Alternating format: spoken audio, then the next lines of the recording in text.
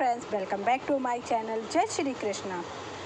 महाभारत कई किरदारों की कहानियों का ग्रंथ है जिसमें हर किरदार अपने आप में महत्वपूर्ण और रोचक है। आज हम आपको महाभारत की एक ऐसी घटना के बारे में बताने जा रहे हैं जिसमें जीजा सालों कहानियाँ है।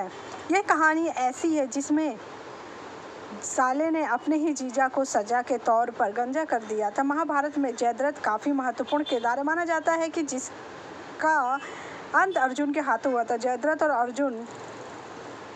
जयद्रथ के कारनामों की वजह से इनकी बहुत किरकिरी हुई। जयद्रथ ने अपने ही साले की पत्नी का अपहरण करने का प्रयास किया जिसका खामियाजा उसे भुगतना पड़ा। चलिए जानते हैं क्या है कथा।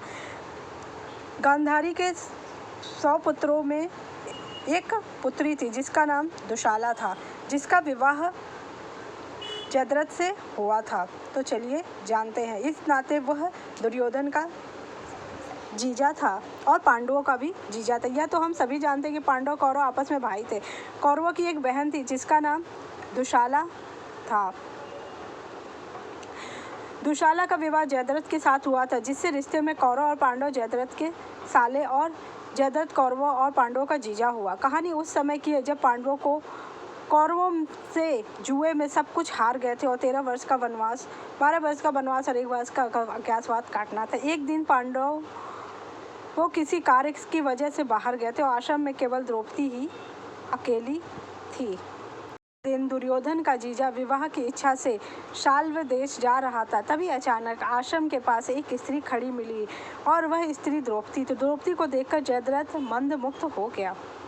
जयद्रथ ने अपनी सेना को वहीं रोककर अपने मित्र कोटिकास से कहा कि हे कोटिक, एक बार जरा जानकारी लेकर आओ कि आखिर आश्रम के पास खड़ी स्त्री कौन है। अगर यह स्त्री मुझे मिल जाए तो फिर मुझे विवाह के लिए शाल्व देश जाने की क्या आवश्यकता। जयद्रथ के आदर्श पर कोटिकास द्रौपदी के पास पहुंचा और कहा कि हे देवी, आप कौन है? कहीं आप कोई देव, कन्या या अप्सरा तो नहीं है? द्रौपदी ने कहा कि माँ, 5 पांडवों की पत्नी द्रौपदी हूँ और मेरे पति अभी आने वाले हैं, तो कृपया आप मेरे लोग आतिथ्य स्वीकार करने के लिए ही यहाँ से प्रस्थान करें। आप लोगों से विनती है कि आप लोग कुछ समय के लिए कुटिया के बाहर विश्राम करें और मैं आप लोगों के लिए भोजन का प्रबंध करती हूँ।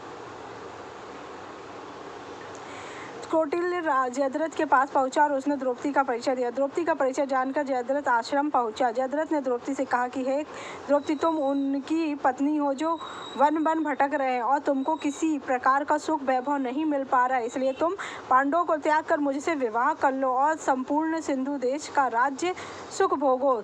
जयद्रथ की बात सुनकर द्रौपदी ने उसे बहुत धिक्कारा, लेकिन उसको धिक्कार का कोई प्रभाव नहीं पड़ा।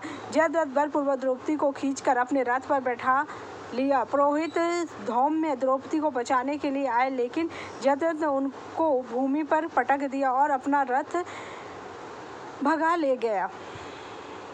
देर बाद जब पांडव वापस लौटे तब पुरोहित और दासी ने पूरी घटना के बारे में जानकारी दी। द्रौपदी के अपहरण का समाचार सुनकर 5 पांडव जयद्रथ के पीछे चले गए। कुछ देर बाद जयद्रथ ने देखा कि पांडव पीछे आ रहे हैं, तब उसने द्रौपदी को छोड़ दिया और कहा वहां से भागने लगा। लेकिन भीम और अर्जुन उसका पीछा करने लगा और उसको बंदी बना लिया। बंदी बनने के बाद जयद्रथ को मृत्यु दंड देने लगे। तब युधिष्ठिर ने कहा कि यह हमारी बहन दुशाला के पति, इसलिए हमको इनको मृत्यु दंड दे नहीं सकते। साथ में द्रौपदी ने भी पांडवों को ऐसा करने से रोका। द्रौपदी ने कहा कि जयद्रथ के सारे वाट काट दो और बाल काट दो, केवल 5 चोटियां छोड़ दो ताकि वह किसी को मुंह दिखाने के लिए एक ना रहे।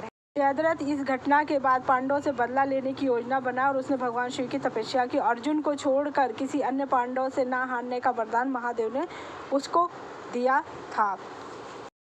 चक्रव्यूह की रचना हुई तो जयद्रथ ने ही 4 पांडवों को हरा दिया था, जो कि अभिमन्यु के पास पहुंच नहीं पाए क्योंकि वो महादेव का वरदान था, जिस कारण अभिमन्यु की मृत्यु हो गई। और उसने अभिमन्यु की मृत्यु के बाद उसके शव को लात मारी थी, जिससे कि अर्जुन को इतना क्रोध आया कि उन्होंने अपने पुत्र की जलती हुई चिता के सामने ही प्रतिज्ञा कर ली कि अगर वह कल का सूरज अस्त होने से पहले अगर जयद्रथ को नहीं मृत्यु दंड देंगे तो वह स्वयं भी इसी जलती चिता पर बैठकर स्वयं को अग्नि को समर्पित कर देंगे। जब दूसरा दिन आता है तो जयद्रथ को भागने लगता है तो सब लोग उसको रोकते रहेंगे कि तुम्हारे तक अर्जुन पहुंच ही नहीं पाएगा। जब अर्जुन पहुंच ही नहीं पाएगा तो तुम्हारी मृत्यु कैसे होगी।